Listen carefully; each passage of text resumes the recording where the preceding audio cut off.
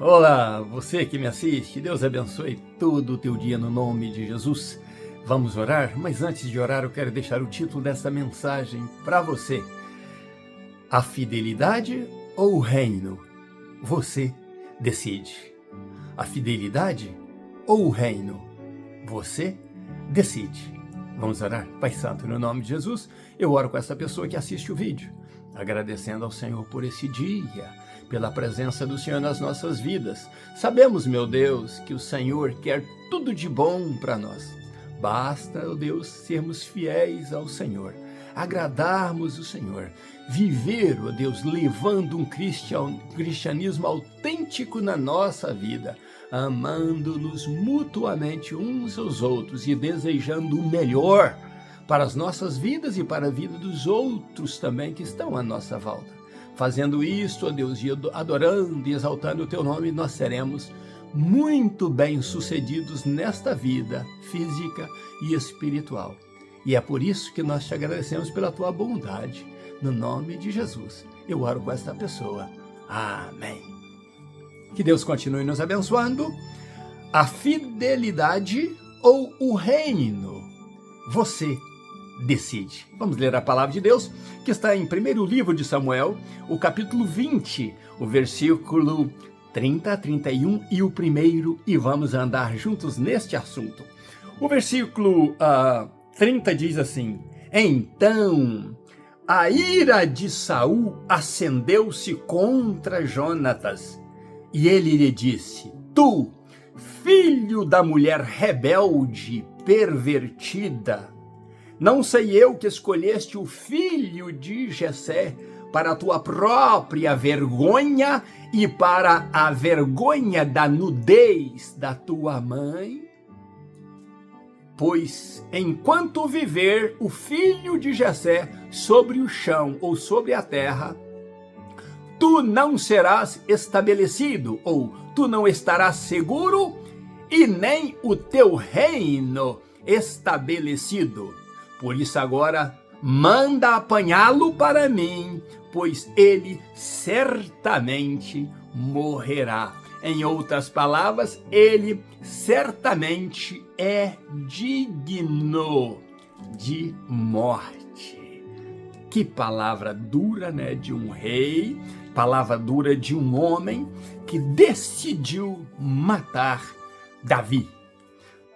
A fidelidade ou o reino? Você decide. Terminamos a meditação, né? Em sequência a esse estudo, ontem fizemos, né? Meu nome é mulher, ou melhor, anteontem, né? No domingo, e hoje é terça-feira, então temos esta meditação aqui seguindo a de sexta-feira, né? Do capítulo 20 de 1º livro de Samuel, nós somos do versículo 1 ao 13, e agora seguimos adiante. Então entendemos que ali Jonatas terminou com a palavra abençoadora para Davi: que o Senhor Deus seja contigo, como foi com o meu pai. Dito isto, ele estava dizendo: quando meu pai ainda buscava a Deus, quando meu pai ainda agradava a Deus, o quanto Deus foi com ele, que ele seja também contigo da mesma forma. Dizia Jonatas a Davi. Então vemos que Jonatas tinha feito primeiro a primeira aliança quando Davi matou Golias e apareceu diante de Saul. Fez a segunda aliança com Davi, que não só era agora mais ele, Davi, mas era de família, né? A posteridade da família de Davi e da família de Jonatas agora estariam unidos em aliança. E então Jonatas, ao encontrar com Davi agora depois do versículo 13, né? Ele escuta de Davi que Saul furiosamente quer matá-lo. E como dissemos, Jonatas não acredita muito nisso. Então Davi diz: olha, meu amigo, fizemos uma aliança sim, eu e você, mas se eu tenho culpa de alguma coisa, eu quero que você me mate. Mas não o teu pai, não preciso me levar para o teu pai. Você acha que eu tenho culpa em alguma coisa? Então que eu seja morto. E Jonatas fala com ele, olha, longe de ti falar uma coisa dessa, não fale isto. Mas Davi então explica a ele, fala, é o seguinte, ele quer me matar. Mas amanhã é festa de lua nova. A lua nova era o princípio do mês, então fazia-se festas, né, e sacrifício de adoração toda a entrada do mês. Era para toda a tribo de Israel. Mas na casa de Davi, dos pais de Davi, faria o sacrifício anual. Então Davi cria uma estratégia dizendo para Jonatas, olha, vamos fazer com que eu não vá ao banquete do teu pai, e que a razão foi que eu fui para a festa de meu pai. Esta será uma estratégia para entender o que está no coração do teu pai. Você vai ver que isso é verdade, né? E Jonatas então diz a Davi, olha, é uma boa oportunidade mesmo, e eu te contarei certamente, porque Saul estava ocultando de Jonatas que queria matar Davi, porque ele sabia que Jonatas agradou muito de Davi, como dissemos já em estudos passados. O que acontece é que Jonatas então diz a Davi, pois eu vou verificar isso de perto, você não vai ao banquete, eu vou. E sabendo eu algo de meu pai, eu farei você saber. E Davi pergunta, mas como eu saberei? Quem virá a mim? Jonatas disse, olha, eu vou lançar, você esconde aqui, onde nós fizemos a nossa aliança, né? Onde eu trouxe você e trouxe meu pai aqui para testar o meu pai, e ele fingiu que estava tudo bem, mas você diz que não está tudo bem. Então, eu vou vir aqui e vou lançar 3 flechas. Preste atenção nesse número que é maravilhoso, 3 flechas. E então, eu vou dizer 2 coisas ao meu escudeiro. Vou dizer, olha, vá apanhar as flechas. E quando eu disser a ele, se eu disser, as flechas estão para cá de você, é porque está tudo bem com meu pai. E não tem nada contra você. Mas se eu lançando as flechas disser a ele, olha, vá buscar as flechas. Ei, as flechas estão mais além, está para lá de você. É sinal sim de que você deve ir embora, deve fugir, porque meu pai vai então estar tentando matar você. Combinado isso, então, né? Davi agrada e Jonatas disse, eu voltarei e te avisarei no 3º dia, né? 3 flechas, 3 dias, e então eles vão lá para se assentar à mesa. No dia, né, que era o primeiro dia da lua nova, então assenta-se Saul à cabeceira da mesa, Jonatas do outro lado da mesa, e a Bíblia menciona só que Abner estava sentado à esquerda de Saul, mas no lugar de Davi não estava ninguém, estava vazio o lugar de Davi. O que ocorre é que então Saul no primeiro dia engole aquilo calado, mas tenta arrumar desculpa. Talvez ele não esteja puro para chegar à minha presença, para estar aqui no banquete. Aguentou o primeiro dia, mas no segundo dia não aguentou. E joga então a conversa para Jonatas. Ei, por que não veio ontem nem veio hoje o filho de Jessé? Saul não tinha nenhuma estima mais por Davi. É o filho de Jessé. E então Jonatas lança então a estratégia e fala, olha, foi conveniente, ele falou comigo sobre a conveniência de ausentar, e eu estive em acordo com ele por causa da festividade que tem na casa do pai dele, né? E eles vão fazer o sacrifício anual, por isso ele se ausentou aqui. Saul fica irado, a Bíblia diz. E Saul, entendendo que Jonatas concordou com Davi, então Saul pega na sua ira, no máximo da sua ira, e então traz o nome de Ainoã, a mulher dele, a mulher que fora fiel a ele, que fora companheira, que deu para ele 3 filhos e 2 filhas. Ele então coloca o nome dessa mulher lá embaixo e diz, ó filho da rebelde, ou seja, daquela adúltera, daquela suja, daquela imoral, né, lança a esposa dele por terra, sendo que a Bíblia menciona só que ela era filha de Aimás, mas se era a esposa dele, deu para ele 5 filhos, 3 filhos e 2 filhas. Não deveria ser uma má mulher, mas o homem fora de Deus, o homem que já experimentou Deus, e que quando sai da presença dele, ele fica violento, profano, boca suja. Tudo que sai dele é simplesmente é desprezível, para menosprezar as pessoas, para pisotear as pessoas. E ele ataca diretamente o filho e ataca a mãe dos filhos dele. Que injúria, né? Que homem cruel se tornou Saul. E ele dá uma ordem a ele. Isso você fez para a nudez daquela desavergonhada da tua mãe e para a tua vergonha. Para a vergonha da nudez dela e para a tua. Agora vá e traga Davi. Manda buscá-lo para ele morrer. E Jonas então faz a pergunta que precisava ser feito. Mas aí ele corre o risco de vida pela segunda vez. A primeira Saul tentou matar porque ele botou mel na sua boca. Simplesmente comeu favo de mel. E Saul disse que quem comesse alguma coisa morreria. Agora ele faz a pergunta, mas por que Davi deve morrer? O que ele fez?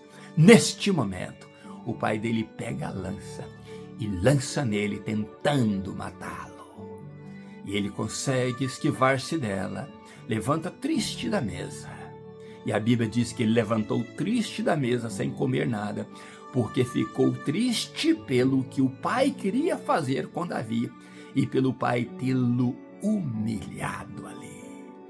Que tristeza para ele. E ele segura então o segundo dia, não comeu, mas vai no terceiro dia, como combinado com Davi. E então lança as 3 flechas.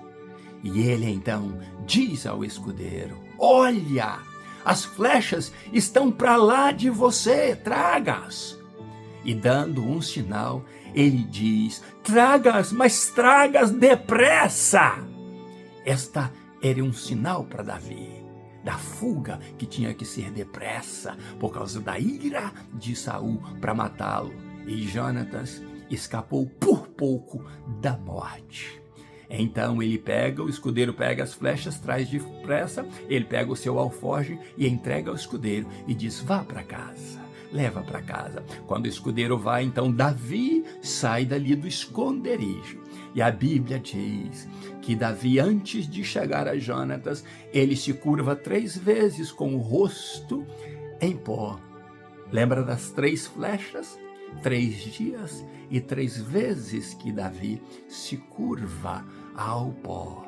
E a Bíblia diz que então eles se abraçaram, se beijaram, choraram, porque Davi agora vê a prova de amizade de Jonatas também, e Jonatas acredita em Davi. E então eles choram muito, mas a Bíblia diz que Davi chorou muito mais. O choro de Davi foi mais longo, por ver na afeição do filho, talvez da fome, de não ter comido ali com o pai. Talvez a Bíblia não relata, mas Jonas chegou a relatar com ele, da mesma forma que ele lançou a lança em você, agora ele tentou me matar. Das mesmas formas que ele tentou te matar mais de uma vez, eu também agora foi pela segunda vez que ele tenta matar-me, sendo ele meu pai. Por isso causou muito choro para Davi. Davi chorava e Jonas então diz para ele: vá em paz. E não se esqueça que Deus é o testemunha da nossa aliança entre eu e você, entre a minha família e a tua. Esta é a segunda aliança que Jonatas faz com Davi. E depois, no estudo mais próximo, vamos falar da terceira aliança que ele faz. Olha bem o número 3, 3 flechas, 3 dias, 3 curvadas de rosto em terra de Davi. E agora, mais tarde, vamos falar em estudos próximos da terceira aliança. Eu quero que você aprenda a Bíblia, eu quero que você aprenda a palavra de Deus. E às vezes as pessoas pensam: mas isso é Velho Testamento. A Bíblia diz, ela é um todo, e diz que os profetas falaram de Jesus. né? Quando você vai para os comentários da Bíblia de Israel, porque quase todos os textos que eu te trago é uma cópia da Bíblia de Israel, do hebraico para o inglês, para a gente ficar mais próximo das referências e do transliterado do original. Então eu quero que você aprenda a Bíblia e aprenda que mesmo nos comentários lá, dos rabis lá, eles dizem assim: estes momentos, esta lua nova, esta festa que era feita, era um simbolismo da luz que começa pequena e depois vai brilhando. E no meado do mês ela está brilhando. E esta luz simboliza o Messias que virá mais tarde, segundo eles no passado. O Messias que virá mais tarde para provar que ele veio da descendência de Davi. Eu quero que você aprenda a palavra de Deus. Eu quero que você cresça nela e que você, aprendendo e conhecendo, você entenda a necessidade que eu e você temos de Deus. Temos de conhecer a palavra de Deus para andarmos com Deus. Se nós andarmos na presença de Deus, se nós crescermos na palavra de Deus, a nossa boca só proferirá boas coisas. Você vai poder dizer: Senhor, eu caminho na luz, porque lâmpada para os meus pés é a tua palavra. Eu caminho na luz do teu amor. Eu caminho na luz do querer do Senhor. O Senhor é quem me guia. Todos os meus passos estão já projetados pelo Senhor, e é pela bondade do Senhor que eu vivo. Olha, Davi viveu pela bondade de Deus, esquivando-se de várias lanças de Saul. Agora vem Jonatas e pela segunda vez Deus o livra da morte. Você pode perceber que Saul era um rei que já não tinha mais moral. Era um rei que estava totalmente perdido, que quando mandava os seus servos, Deus os tomava em mistério. Eles não podiam trazer Davi. Quando ele foi pessoalmente, ele foi tomado em mistério também. E ele deu uma ordem para Abner, que era o seu comandante, que não falhava no seu comando, para matar Davi. E, portanto, Abner não tentou matar Davi. Os seus oficiais não tentaram matar Davi. Por quê? Porque, na verdade, Deus estava no controle da vida do ungido dele. Meu irmão e minha irmã, você não é diferente de Davi e nem Deus mudou nos seus planos. Você é uma pessoa protegida e protegida por Deus. Você precisa entender isso. Por isso o título da nossa mensagem é A Fidelidade ou o Reino. Saul tentou empurrar Jonatas a dizer: você quer ser rei? Davi precisa ser morto. Senão você jamais será rei. Você não terá paz enquanto ele viver na terra. Vá trazê-lo para morrer. Mas Jonatas entendeu que quem foi ungido do Senhor para ser rei era Davi, não era ele. Que o pai estava fazendo a proposta de homem, mas ele preferiu seguir os passos que Deus determinou para ele. Se não houvesse Davi, claro que ele seria talvez o próximo rei, sim. Mas se Saul distanciasse de Deus, como distanciou, quem sabe ele não mataria Jonatas antes de chegar ao reinado. Por qualquer fúria, por qualquer problema. Lembre que muito antes dele saber da existência de Davi, ele já tentou matar Jonatas por ter comido um favo de mel. E os soldados tiveram que livrar Jonatas. Você, nos estudos próximos, vai ver mais ordens que Saul dá e não são cumpridas, porque ele perdeu a autoridade. Deus arrancou dele, provou para ele: você não tem mais autoridade, porque você saiu da minha presença. Meu irmão e minha irmã, tenhamos a vigilância de não sairmos da presença de Deus, Porque quando saímos da presença de Deus, nós estamos à mercê do ataque dos inimigos. E não temos a força de Deus em nós, o favor de Deus em nós. E seremos consumidos e destruídos.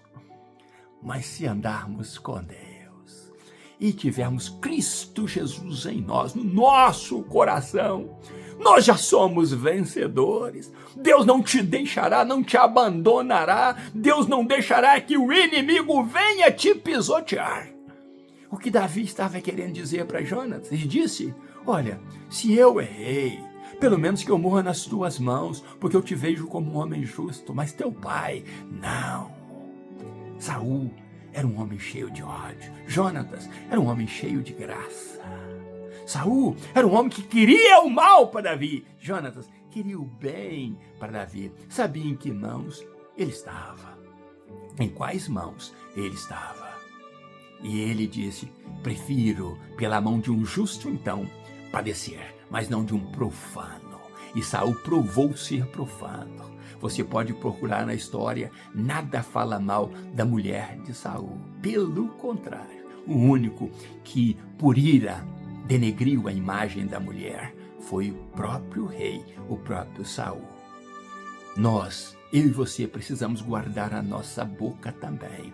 Quando falarmos coisas com o mundano, com as pessoas lá fora, com até mesmo os crentes, guardemos a nossa boca. O salmista diz, Senhor, unja, sele os meus lábios para eu com eles não pecar contra ti. Que os meus lábios sejam como a pena do destro escritor.